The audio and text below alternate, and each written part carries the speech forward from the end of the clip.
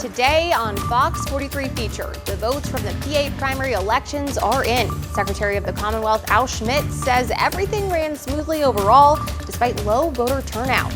And cortisol cocktails are trending on TikTok to help with stress and weight loss. But is it really a fix or just a fad? We find out in today's Health Smart. Plus, the new Twisted Twizzlers Gravity Ride is open at Hersheypark just in time for the summer season. And the Fox 43 morning team got to ride it a few days early. Fox 43 Featured starts right now.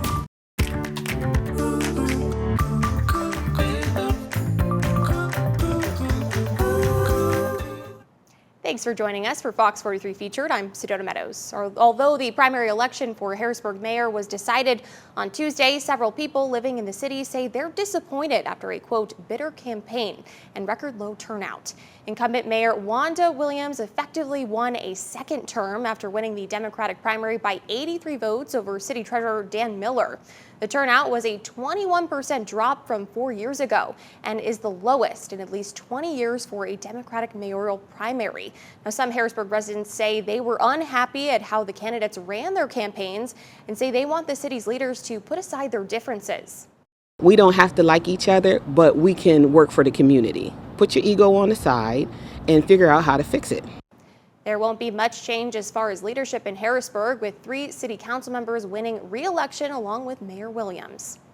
Secretary of the Commonwealth Al Schmidt says the primary election ran smoothly overall. He adds that there were some issues reported by county elections boards, but that they were minor and isolated. Schmidt says of the around 800,000 mail-in ballots that were sent out, at least 70% of them were returned to their county election office by 7:30 Tuesday night. Although there were no top ticket races like president or governor, he adds that doesn't mean these type of elections are always easy. While these are lower profile elections, in my experience, they are some of the most complex. There are so many different candidates running for so many different offices, down ticket at the local level, that makes them a particular challenge. He reminds everyone that all results are considered unofficial until the votes are certified in a few weeks. Now that President Trump's big, beautiful bill has passed through the House, some advocates in Central PA say planned spending cuts could hurt Pennsylvanians who rely on benefits. That bill now heads to the Senate, and they could make some changes to the planned cuts. Right now, the bill cuts $270 billion from SNAP over the next decade. It requires Pennsylvania to pay for 25% of the cost of the program. Currently, the state pays nothing. Governor Shapiro has warned the state doesn't have the money to make up for the lost funding, and that at least 140,000 Pennsylvanians could be affected. Area food banks say they're also worried about how this could impact them. We worry that with all of the other changes we've experienced throughout this year, that we won't be able to meet the demand that's going to be created should this bill pass. Senate leaders hope to pass their own version of the bill by July 4th. This week, Penn State's Board of Trustees voted to close 7 branch campuses after the 2026-27 academic year. This impacts 2 schools in our area, Penn State York and Penn State Mont Alto, which is in Franklin County. And this isn't a done deal yet, as Governor Shapiro and the State Department of Education have to approve it. The board voted to close those campuses in a 25-8 vote on Thursday. The board said this is because of lower enrollment and increased costs. Some members on the board thought more should be closed, worried this debate could return in a few years. Other members, like Jay Paterno, say they needed more information before giving the plan the green light. We don't know what it's going to cost to keep these campuses open the next 2 years. We don't know really what the savings truly will be. And we don't know what happens to the real estate. So there's a number of things that still have to be sorted out. These are all questions that a lot of us would have liked to have had answered before this vote. Penn State says every student who starts their degree at a campus that's closing will have the opportunity to finish their degree at Penn State. Closing campuses won't be accepting new or transfer students after the upcoming fall semester. New reports from the Pennsylvania Auditor General found multiple volunteer fire departments misused funds over the last few years, including in Dauphin and York counties. The Auditor General looked at 47 different companies across 28 counties to see how they use taxpayer funding. One example they found, the North Codorus Township Volunteer Fire Company spent $570 on an inflatable bouncy house, which can't be bought with relief funding. Now the company will have to repay the money or risk having its funding pulled. We want to make sure that funds that are taxpayer dollars are in fact being spent correctly. But most importantly, we want to make sure that the volunteer fire departments have the information that they need in order to use those taxpayer funds correctly.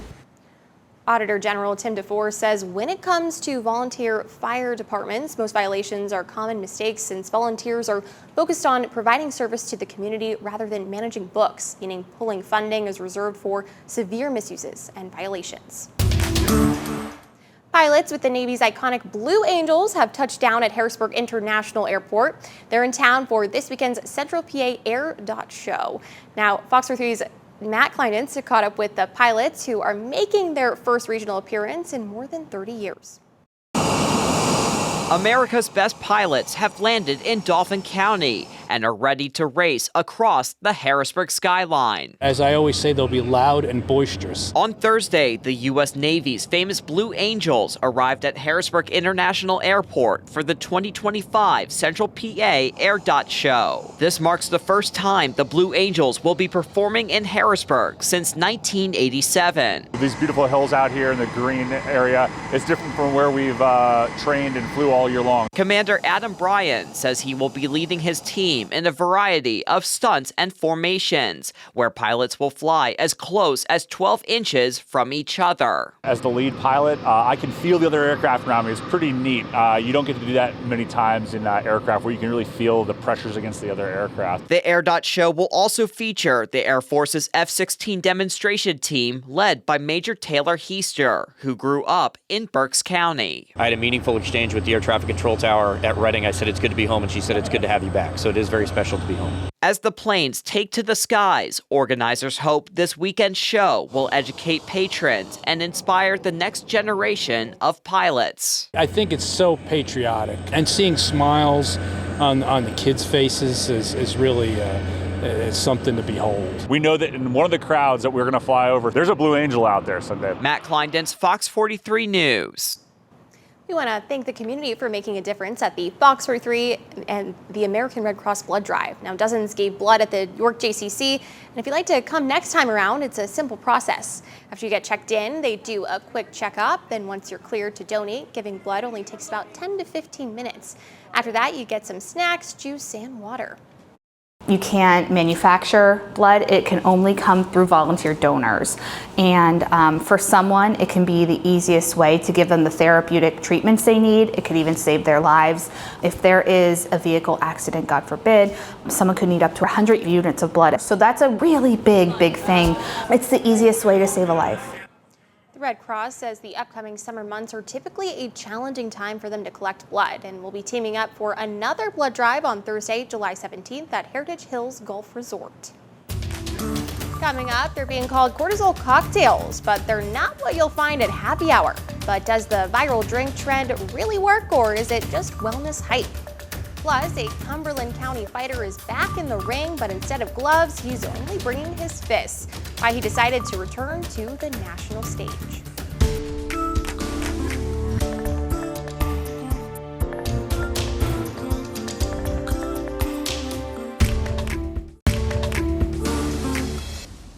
Cortisol cocktails are trending on TikTok and popping up on wellness blogs across the country. The morning drink claims to calm stress and help you lose weight, but does it really work? In this week's Health Smart, FOX43's Amy Lutz takes a closer look at the viral trend. I have the budget-friendly, high cortisol cocktail. Here I am making an adrenal cocktail. This budget-friendly cortisol drink. Move over green juice. Cortisol cocktails are all the rage on social media. What it is a half a cup of orange juice, half a cup of coconut water, and a pinch of Himalayan salt. On a basic level, the ingredients are similar to those found in electrolyte drinks. Influencers say the daily drink resets your body and regulates cortisol, the stress hormone. It even claims to aid in weight loss. But some health experts say the popular drink is more hype than health. You got to be very careful what you buy into. And there's some amazing things on TikTok, and there's some stuff that can be really detrimental to people's health.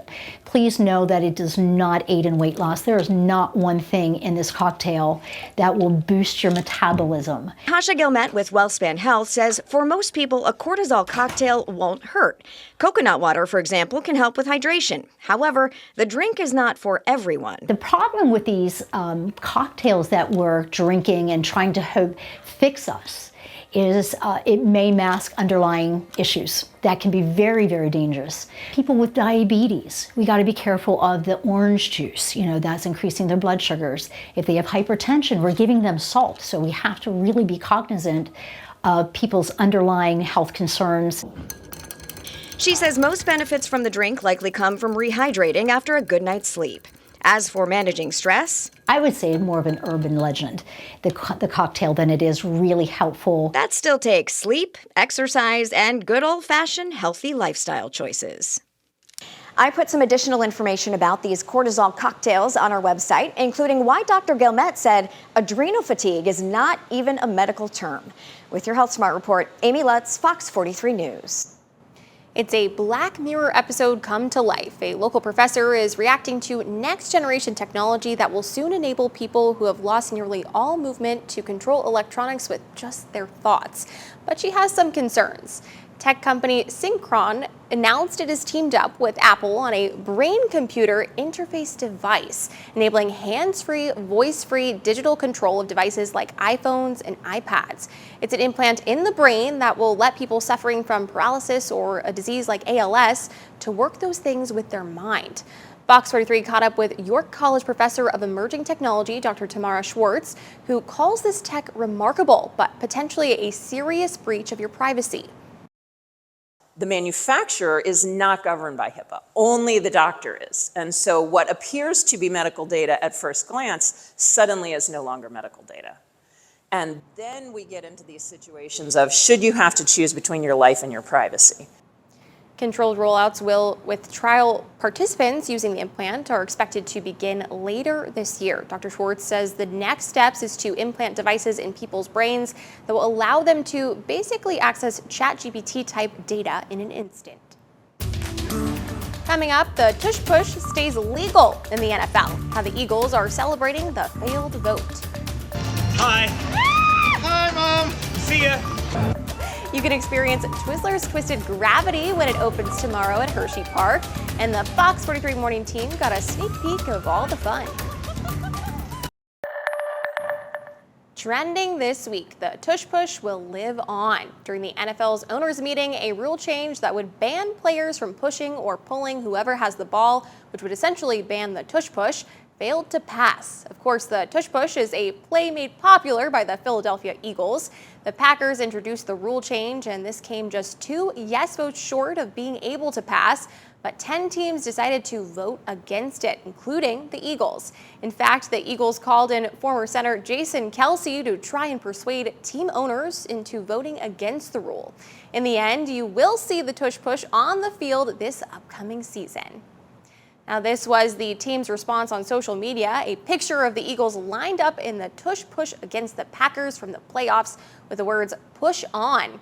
They also started selling a t-shirt with a different picture of Hurts lined up for the play with the words "push on" it. For the first time in a while, a different team will hoist the Calder Cup at the end of the AHL season. The Hershey Bears fell 6-3 this week as the Charlotte Checkers put an end to Chocolate Town's quest for a three-peat. Game 3 on Wednesday started off well for the Bears at the Giant Center, getting out to a 2-0 lead early in the second period. From there, Charlotte would score 5 unanswered goals and keep the Bears at arm's length the rest of the way. For Hershey, they end their streak of 9 straight playoff series wins. The team knew it would be hard to keep that stretch alive after dropping both games in Charlotte. I just said I loved them, and it was a hell of a ride. To win 9 series in a row, that's something else. It's tough. People have to understand, when you get in the playoffs, it's tough enough to win 1 series, tough enough to win 1 championship. When you win back-to-back, and then you have to come back the third year, and we still clawed our way into first place, but we knew it was a gauntlet getting through this division. We do. The Checkers head to the Eastern Conference Finals. From mixed martial arts to bare knuckle fighting, a Central Pennsylvania fighter is back in the ring, but this time without gloves. In this week's Sports Spotlight, Fox 43's Ryan Yee introduces us to Dustin the Disciple Peg and his journey that led him back to the fighting main stage. Mixed martial arts fighters are built different. Bare knuckle fighting takes it to a whole other level. Bare knuckle, throwing fists with another man, I'm in. Like, that's remind me of the old street fighting days, you know? Next level passion to enter the ring is something Central Pennsylvania's Dustin the Disciple Peg has always had, dating back to his days at CD East. I fell in love with fighting the moment I had my first fight. Completely fell in love with UFC and MMA. I'm like, I'm gonna do this. Like, this is for me.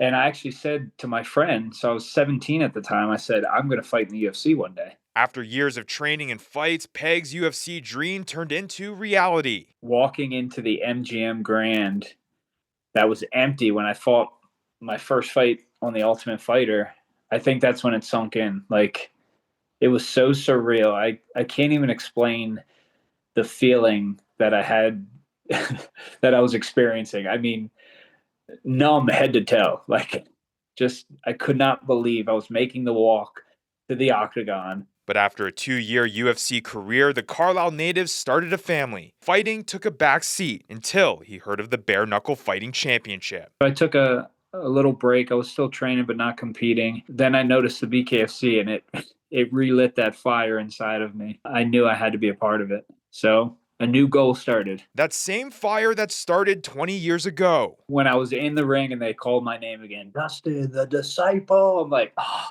we're here again, baby. Everything about it, the crowd, you know, the noise, the smells, Vaseline on my face, like everything, just like I felt at home, you know, like this is where I belong. And now Peg is back on the fighting main stage, exactly where he believes he should be. And you have to believe in yourself. You can't expect other people to push you the way that you need to be pushed. If you have a goal and you believe in yourself, let nothing stop you. Ryan Yee, Fox 43. What do rat snakes love to eat? A lot of peanut butter and jelly sandwiches. It's all about creating an environment to learn and laugh with reptiles. In this week's On the Bright Side, we'll show you how Forgotten Friends makes learning fun for students and what the creator wants people to know during snapping turtle season in PA.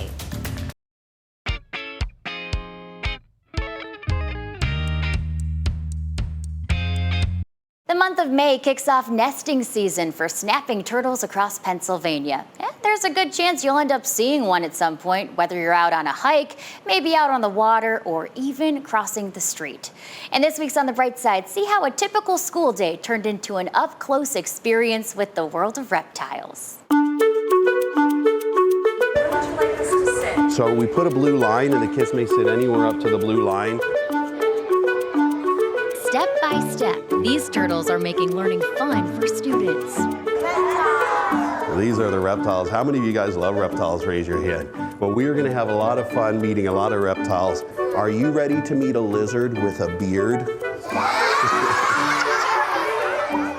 Reptile enthusiast Jesse Rothaker brought his forgotten friends to Croix Creek Elementary in Hallam with the hopes of making these unique creatures more approachable.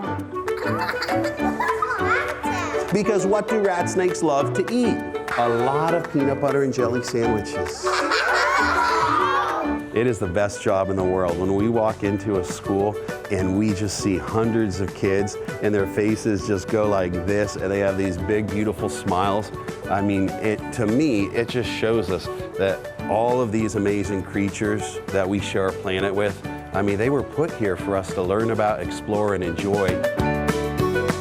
It's a passion he's had for as long as he can remember. Ever since I was knee-high to a grasshopper, I was finding turtles and snakes and lizards and chasing after them to make them come back out. Everyone say worms and watermelon. He started Forgotten Friend Reptile Sanctuary to help reptiles in need. and to educate the community. They're going to be in our backyards, we're going to run into them on a walk, and so we need to learn how important they are, the things that they do for us, and the more we learn about reptiles, the more we'll learn to give reptiles a chance. He's been spreading awareness for the past 20 years, making in-school visits. Are you ready to see one of the largest turtles on Earth? And making videos online, sharing advice on what to do if you encounter one of these creatures. My son and I were on a bike ride last week, and we ran into 2 very large snapping turtles. And so it was an opportunity for me, who's moved hundreds of snapping turtles, to teach my son now, age 14, how he can safely move a snapping turtle. So grab that tail, that'll control him from spinning. And get that other one underneath. So you're gonna hold that tail with one hand and get your second hand underneath and lift up the turtle while you're holding the tail and supporting the weight with your other hand. And that way it's safe for you and it's safe for the turtle. Jesse says his goal is to help kids develop an interest in these animals instead of an anxiety surrounding them. Let's say you're on a hike down in Florida. Red touches yellow. Do you pick it up? Definitely not. We want kids to be comfortable around reptiles. A lot of people grow up with an ignorance and a fear factor about reptiles, and so we want to overcome that by bringing them into an environment where they can laugh and learn with reptiles. They're going to spin the tail and go whoosh. And to be able to share that with the next generation, to put a passion in their heart like I have in mine for these animals, I mean, it's the best job in the world. I just love the shots of the turtle, and what a fun day for those kids at Croix Creek Elementary. Well, Forgotten Friends also puts out different educational videos every week. You can find a link right now on our website at fox43.com. As always, if you have a bright idea or something positive you'd like to share, send me an email at gmediac@fox43.com. On the bright side, I'm Gabrielle Mediac. Well, Hersheypark is officially open for the summer season, and this year, parkgoers can enjoy the new Twizzlers Twisted Gravity Ride. The new Screaming Swing takes you 137 feet up in the air at 68 miles per hour. And some of the Fox 43 morning team got to ride it a few days early. Take a look.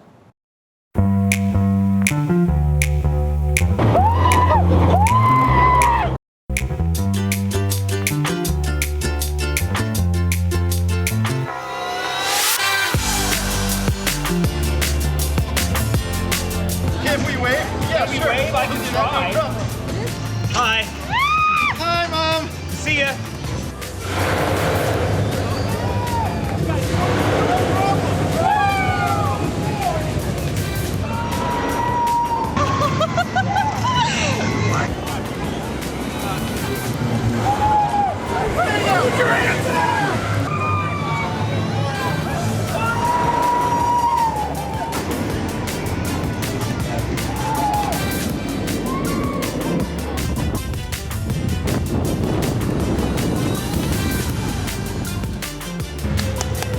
You did it! Nope, I would not go again in the rain, but I would go again in the sun. That's good. You think it can't go yeah. And then it does. And it does, the last time. You know we love it if we're doing this. A second time.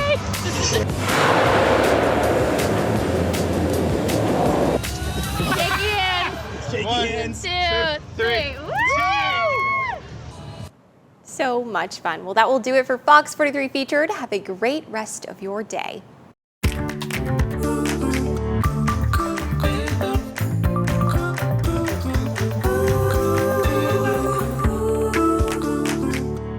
Continue with us and watch free now on the Fox 43 Plus app everywhere you stream.